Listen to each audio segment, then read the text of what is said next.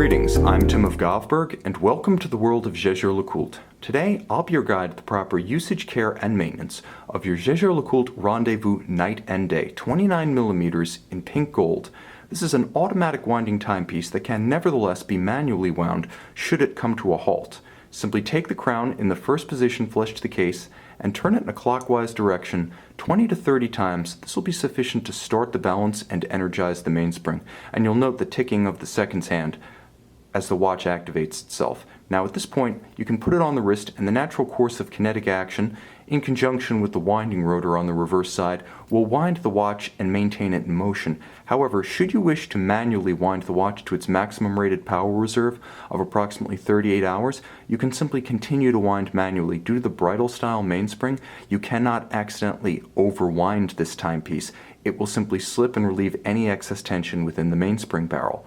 Now it's important to note that there are two refinements on this watch with respect to precise time setting. The first is known as stop seconds or hacking. When you pull the crown out to set, you'll note the seconds hand stops its advance. Now this can be used to set precisely against a known accurate reference time, and it's best used if you stop the seconds hand at the index at 12. At that point, advance the minute hand to the next nearest minute and wait for the reference time, such as the atomic clock, to catch up. Simply return the crown into position flush to the case, the balance starts, the seconds hand advances, and now you've synchronized your watch. But also note that in the process of setting the timepiece, there is an AM/PM night-day indicator in the aperture at 6 o'clock featuring either a sun or moon and stars in relief against the background, so set it appropriately for your time of day, either sun or moon.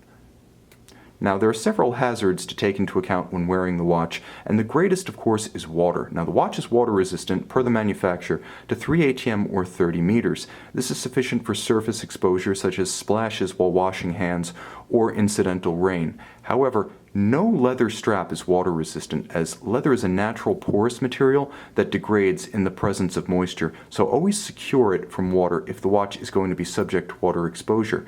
Pull tabs on the underside of the watch beneath the lugs allow the spring bars retaining the strap to be removed using only a fingernail, so it requires no intervention of a jeweler's tool.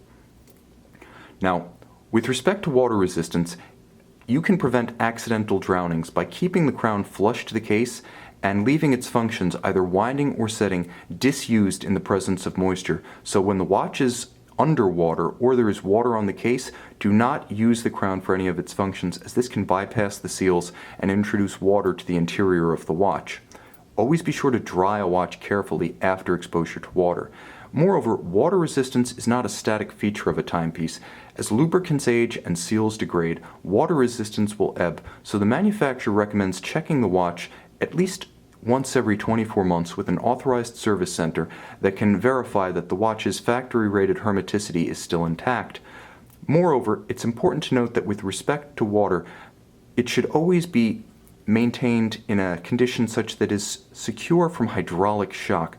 Hydraulic shock being any violent exposure to water, such as the plunging of a hand into a bucket, into a pool, or exposure to strong jets such as showers or hoses. There are other hazards such as shock that should be taken into account.